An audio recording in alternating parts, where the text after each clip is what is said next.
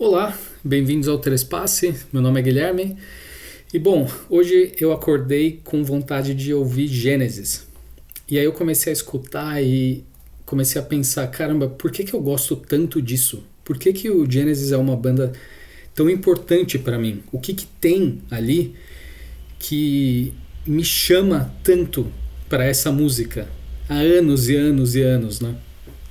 E eu não sei se vocês têm também esse tipo de indagação a respeito do gosto de vocês sobre algumas coisas específicas, só que esse tipo de pensamento me pega muito. Aí eu comecei a pensar sobre isso, a escrever algumas coisas sobre o Gênesis.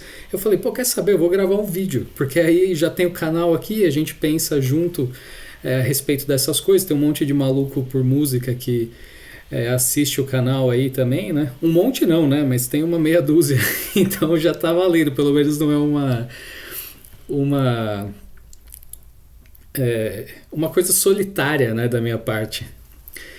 E aí eu resolvi chamar assim, esse vídeo de Por que Gênesis? E a ideia é ser uma pergunta aberta mesmo.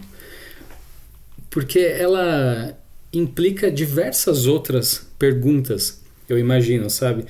E acho que a ideia aqui nesse vídeo vai ser a gente pensar não só por que o Gênesis é uma grande banda da história do rock. A gente não vai falar aqui da biografia do Gênesis, de como surgiu a banda, nada, porque isso está disponível na Wikipédia e tal. A gente vai tentar pensar sobre a banda. A gente vai tentar criar aqui chegar a alguma conclusão a respeito do porquê essa banda é boa, porque ela mexe com a gente. Então, por que o Gênesis é importante para o rock progressivo? Por que os discos são tão clássicos? Mas eu acho que principalmente por que o Gênesis abre uma porta? Essa pergunta me pegou muito, até porque ela tem um quê autobiográfico para mim. E eu imagino que tenha para várias outras pessoas também. Então, por isso eu quis fazer o vídeo também. Então, vamos tentar assim. O Gênesis é uma banda muito especial porque une duas coisas raras, que é uma importância musical objetiva e uma força simbólica de formação. Vou tentar separar as duas coisas aqui nesse vídeo, né? Primeiro, eu acho importante a gente pensar que o Gênesis é uma banda que só poderia ter surgido na Inglaterra. É uma coisa muito específica, muito enraizada. Não num sentido nacionalista, meio pacheco, meio bobo. É mais porque a música deles depende de uma combinação que é profundamente britânica, que é uma ideia da tradição pastoral da literatura britânica, do teatro, daquele humor excêntrico, do absurdo, de uma nostalgia rural, que é muito típica da imaginação britânica também, da educação coral, de uma imaginação que é lúdica, assim, no sentido de infantil, só que é sombria, é uma imaginação infantil sombria, que aparece, é um motivo muito recorrente também no repertório britânico como um todo, a ironia relacionada ao âmbito social, a ideia da modernidade sempre em crise, que é uma coisa da qual os britânicos não conseguem escapar. Então eu acho que quando eles formam o Gênesis, a banda se torna fruto de uma cultura muito específica, que assim, que são esses jovens com uma formação cultural muito privilegiada, que existia ali naquele contexto do pós-guerra britânico, né, eles criam a banda no welfare state lá, né, no auge do welfare state. E isso importa muito aqui para a questão histórica do porquê essa banda surgiu. Só que aí esses caras conseguem transformar um repertório cultural muito específico numa imaginação popular. Talvez em alguma medida isso tenha relação um pouco com o que os Beatles fizeram antes, com os Kinks talvez, e talvez até com o Monty Python. Mas eu vou deixar isso um pouco de lado, senão eu vou me alongar demais aqui. Então, eles têm essa coisa de uma cultura escolar, literária, teatral e também musical, que no caso deles poderia ter virado só uma distinção de classe, como tende a virar, sobretudo ali nas ilhas, né? Só que eles transformam isso num rock progressivo com narrativa. Então, eles fazem uma banda que é aristocrática na matéria-prima deles, só que é popular na forma de transmissão, justamente por esse quê narrativo. E essa tensão entre o aristocrático e o popular é parte da grandeza do Gênesis, eu acho. Eles surgem ali no final dos anos 60 e vão entrando nos anos 70, num momento em que o rock tava muito aberto para influências. Ele parecia capaz de absorver qualquer coisa, assim, da música clássica, a psicodelia, ao folk, o teatro, a literatura. E aí eles transformam esse rock progressivo já numa arte da narração. E essa é a singularidade do Gênesis, porque existem outras bandas progressivas que são incríveis e que eu amo também, que podem ter sido, por exemplo, mais cósmicas, sei lá, por exemplo, o Yes, ou mais modernas no sentido com M maiúsculo mesmo, como é o King Crimson, por exemplo, ou mais virtuosística, como é o Gentle Giant, sabe? Ou até mais existencial, filosófica, como é o Van der Graaf Generator. O Gênesis vai mais para esse outro lado, para um lado narrativo, teatral, mais literário, até mais doméstico em alguma medida. Eles não são cósmicos, eles são domésticos, eles estão ainda no mundo terreno, só que muito ligado à imaginação. Então, mesmo quando no Gênesis a música é muito grandiosa, ela ainda parece ser uma história que é contada por alguém.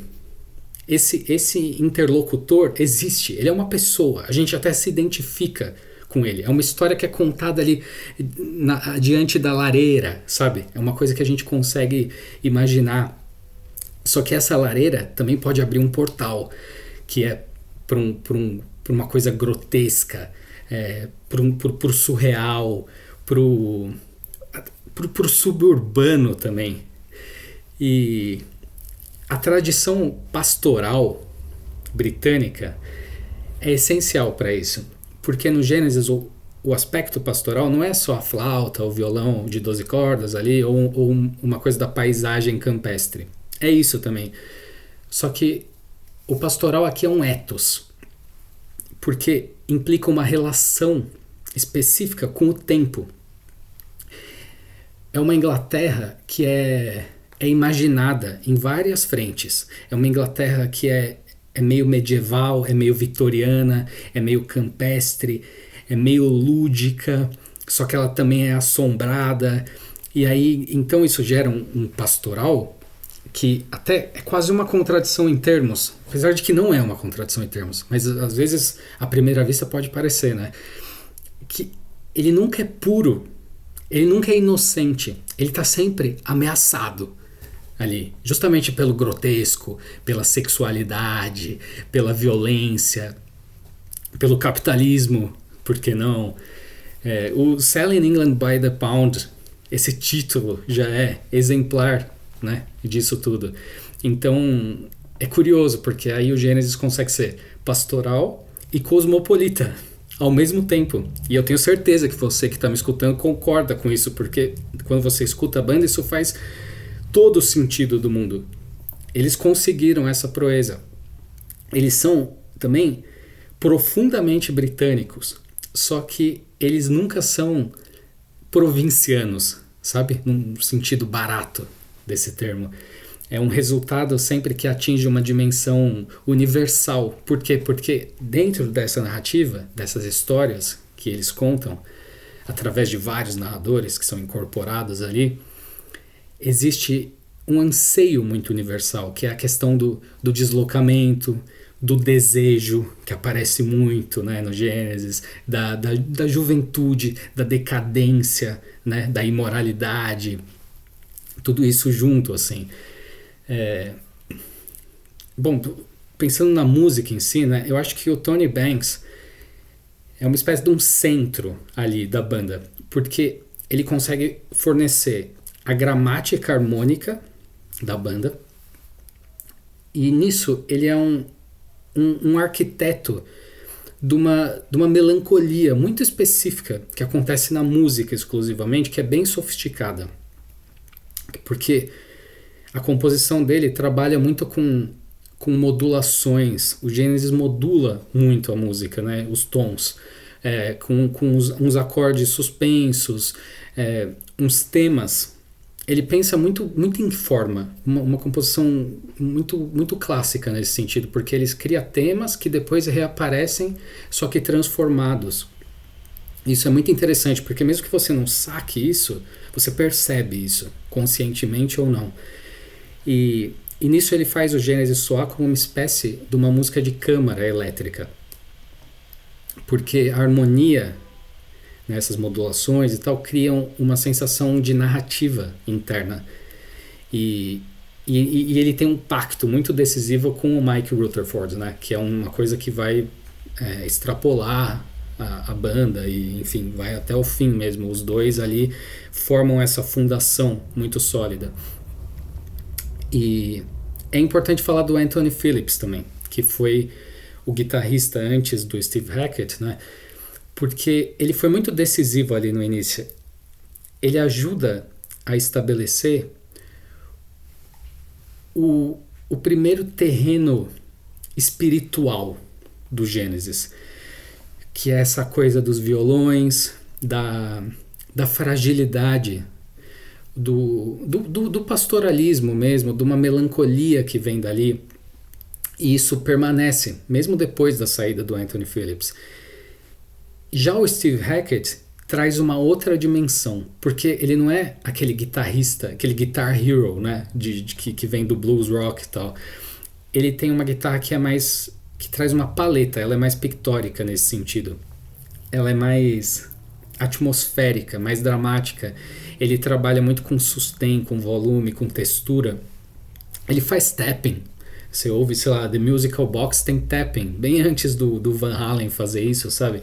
Só que o Steve Hackett é curioso porque tudo que ele faz parecem comentários instrumentais que é sempre em função da música. Ele sabe muito desaparecer dentro da música. Isso é muito legal. E aí tem o Phil Collins, que é um baterista extraordinário. Às vezes a gente pensa muito nele como cantor, que é incrível também. Só que o Phil Collins como baterista de rock progressivo é assim, um dos grandes da história. Quem escutou o Brand X, né, a banda de fusion dele, sabe muito bem disso. Mas não precisa escutar o Brand X. No Genesis já tá tudo lá. E ele tem muita precisão, sabe? Ele segura um tempo, mas ao mesmo tempo ele tem um swing, ele tem um controle dinâmico. Ou seja, a narrativa do Genesis aparece até na bateria, até ali no batuque tem aquela narrativa. Ele entende o drama das composições. Isso diferencia muito o Genesis. São indivíduos ali que entendem as composições, que entendem o projeto da banda, o método da banda. E ainda a questão da voz. Quando ele canta com o Peter Gabriel, a música ganha uma espécie de uma dimensão assim quase coral. Às vezes ela beira o litúrgico, sabe? Ou é uma coisa, às vezes é fantasmagórico, porque vem aquela voz e os timbres são parecidos, né? Então cria uma coisa assim, dos dois meio juntos que se confundem. É quase um chorus. Sabe o efeito chorus, que é uma nota afinada e uma ligeiramente desafinada que dá essa coisa meio estranha, só que ao mesmo tempo é muito bonita? Eles fazem isso com a voz, só que com timbre, ao invés da afinação. É muito curioso. E depois, quando o Phil Collins assume os vocais, é sensacional, porque ele não tenta ser o Peter Gabriel. Ele é menos máscara, no sentido de ser menos teatro. Só que ele traz uma humanidade mais direta. É uma outra forma de vulnerabilidade, de fragilidade, que tem tudo a ver com o Genesis também. Aí nisso a banda se transforma. Mas enfim, Peter Gabriel, né? O Gabriel impede que o Genesis seja só uma banda que faz grandes composições. Porque ele é um cara que entende que o rock pode ser uma encarnação. Ele enxerga o rock como uma forma de arte. Ele vê o rock de uma outra forma, de um outro lugar, que geralmente as pessoas que estão vindo aqui direto da música não conseguem enxergar tão bem. Porque nisso ele compreende o canto como dramaturgia, não só como canto. E aí ele assume algumas vozes, uns personagens, uns narradores, como eu falei, e até às vezes ele assume uns estados psíquicos. Ou seja, é uma literatura moderna ali, né, que ele faz, assim, é uma coisa faulkneriana nesse sentido. Ele troca para narradores que te confundem, e tudo através do timbre, da voz, da inflexão. E ele sabe bem que uma frase pode ser dita de dentro de um personagem. Ele cria toda uma escola, eu acho, disso. Ele vende uma escola também, né? Só que ele cria uma escola muito específica dentro do rock progressivo, porque ele compreende os recursos do canto como recursos dramáticos. Então, uma mudança de timbre, às vezes, pode mudar uma cena toda. Ou ele pode, através do canto, fazer com que o ridículo, o grotesco e o sublime coexistam na mesma música. Justamente porque ele não está cantando só como Peter Gabriel, ele está assumindo vários estados psíquicos, vários personagens, vários narradores. E isso é incrível, porque o Peter Gabriel, ele não é o vocalista mais virtuoso do rock, né? Existem N melhores tecnicamente do que ele. Só que ele entende perfeitamente o que significa cantar, que é incorporar, né, uma figura, uma ideia, um lugar. É essa entrega total, que é tudo menos cínica. Que coisa linda o Peter Gabriel dá pra gente, né? Até hoje, por isso é fascinante escutar essa banda. Porque é uma banda que se entrega a essa coisa da fantasia, só que com seriedade. Só que não é só seriedade, é também com humor, com inteligência, com ironia e com forma. Eles dão forma a tudo isso. Aí... Enfim, eu acho que o Gênesis preserva desse lugar histórico da contracultura uma disposição específica para metamorfose, né, que existia muito na época, para a expansão do eu, do indivíduo. Só que eles submetem essa energia a uma inteligência que é literária e é teatral. Então, eles pegam essa contracultura, que é por natureza uma coisa meio difusa, e eles dão forma a isso. E eu nem falei da flauta, né? Tem a flauta do Peter Gabriel também, que também é importante porque reforça esse ar pastoral e a construção das narrativas, porque o Genesis é uma banda que entende a prosa para além da poesia, né? A canção tem essa coisa de fazer do álbum um mundo, porque são várias histórias ali. Tem personagens, tem cenas, tem reviravoltas. É muito doido, assim. Pensando nos álbuns em si, a fase clássica, né? O Nursery Crime traz uma coisa... Eu acho que é o mais vitoriano, né, de todos os álbuns, assim, essa coisa aristocrática vitoriana, só que ao mesmo tempo tem a coisa infantil e macabra. Acho que são essas três palavras, né, vitoriano, infantil e macabro. Acho que isso é o Nursery Crime. Aí depois vem o Foxtrot, que já amplia essa ambição para uma coisa mais épica, mais apocalíptica, né, vide Supper's Ready. Eles conseguem atingir, eu acho, uma escala monumental, só que sem abandonar a excentricidade, né, que já vinha do Trespass do Nursery Crime. E aí eles chegam no Selling England by the Pound, que talvez seja a obra-prima da consciência inglesa deles, né? A coisa pastoral, crítica, irônica demais, e também literária, só que profundamente musical. Poxa, é um álbum assim Eu não quero falar sobre cada álbum específico. Se vocês quiserem, eu gravo vídeos sobre cada um dos álbuns, assim, pra gente discutir eles mais a fundo. Mas o Selling England by the Pound é uma coisa incrível, sabe? The Cinema Show é uma música que me emociona toda vez que eu escuto, dentre outras também. Enfim, aí depois eles lançam aquela loucura que é o álbum duplo, né? O The Lamb Lies Down on Broadway, que desloca tudo isso.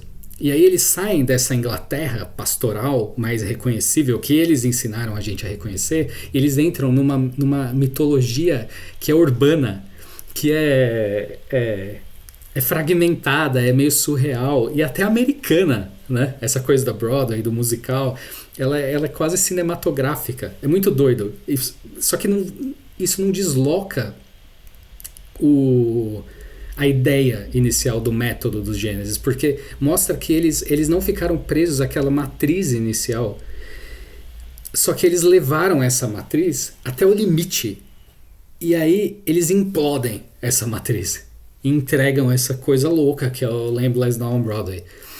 E aí o Peter Gabriel sai da banda e existe uma perda teatral, simbólica, só que eles vêm com o Phil Collins cantando o A Trick of the Tail e o Wind and Wuthering, que são ainda álbuns de rock progressivo que mostram que a arquitetura musical do Genesis estava fortíssima ainda, permanecia ali, e talvez, eu diria, ainda com uma elegância mais homogênea.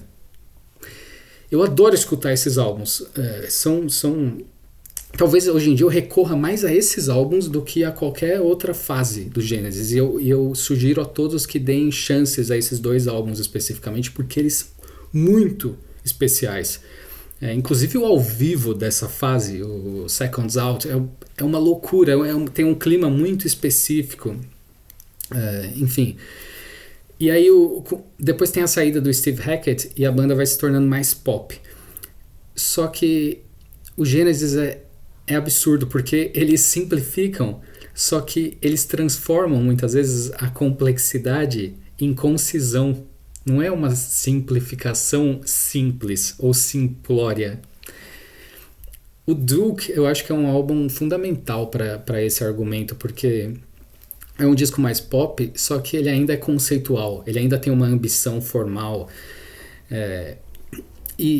E tudo isso, o Abacab também, a mudança que eles vão fazendo, eu acho que mostra que justamente a gênese do Gênesis, né, a trajetória da banda é essa ideia de mutação de linguagem.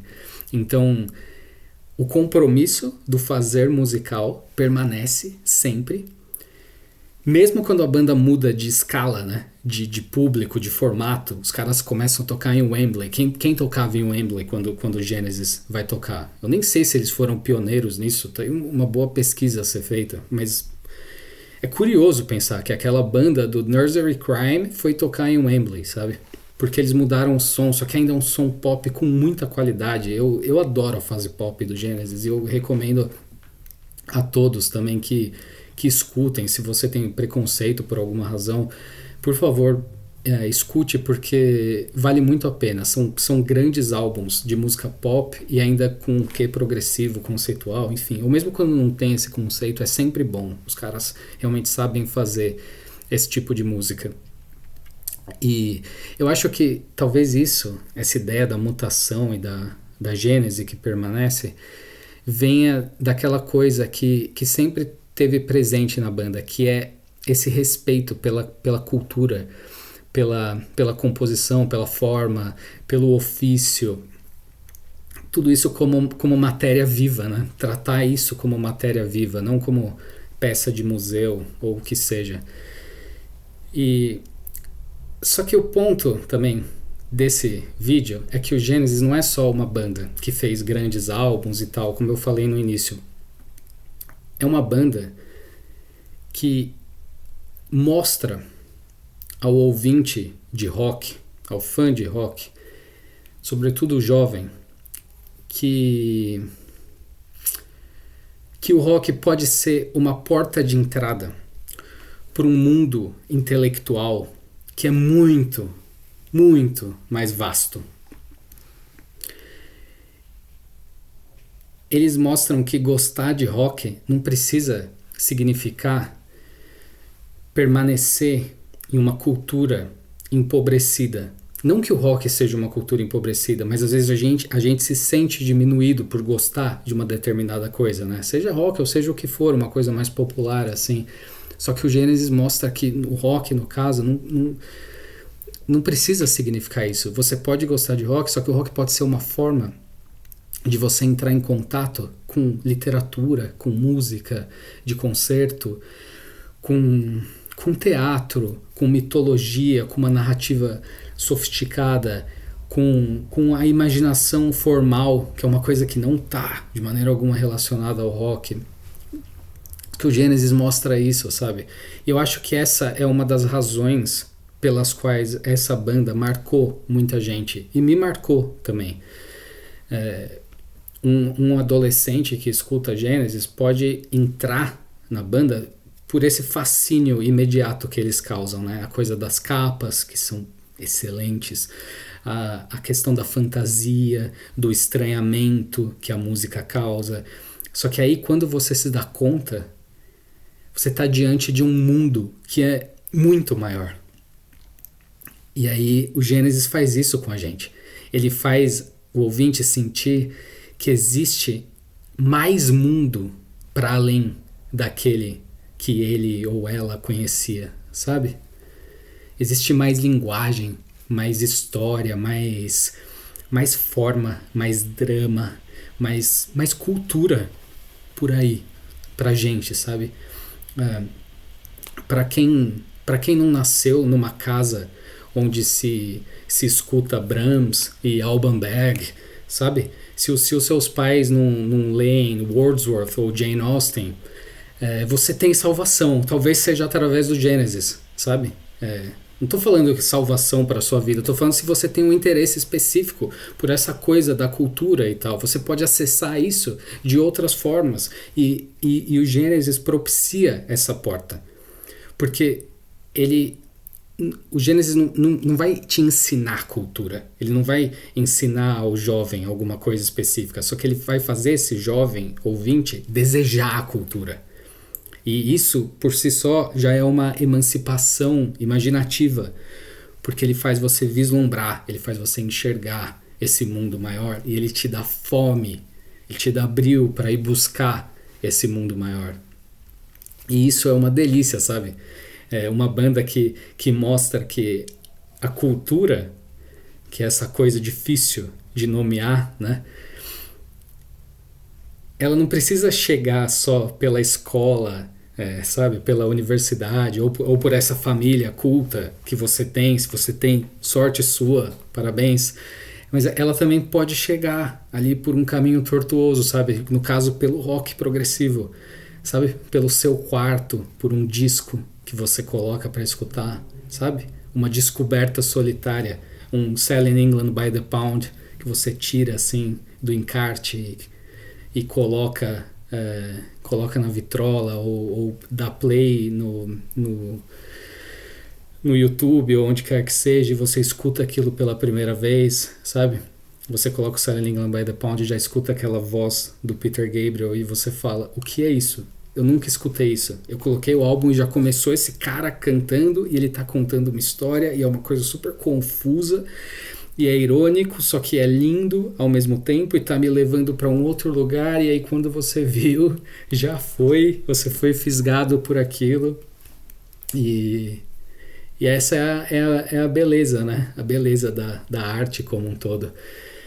É isso, acho que eu falei mais ou menos o que eu gostaria de falar, não quero fazer um vídeo muito maior do que meia hora aqui, mas a gente pode continuar falando sobre Gênesis ou falando sobre outras coisas também. Talvez essa coisa do porquê possa até se tornar uma série aqui no canal. Se é que isso interessa a alguém que não só a mim, então eu vou ter muito prazer em fazer isso, porque eu penso muito nisso, sobre várias coisas que eu consumo, sabe? Não só relacionadas à música, só que eu tenho muito essa necessidade de pensar por que aquilo me chama tanta atenção, por que aquilo me fascina, por que eu recorro tanto àquilo, sabe? Por que aquilo é tão importante na minha vida.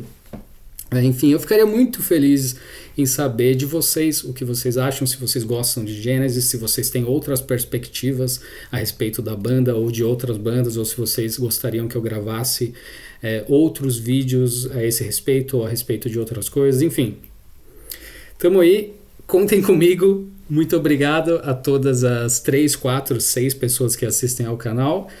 Um beijão a todos e nos vemos no próximo vídeo. Tchau, tchau.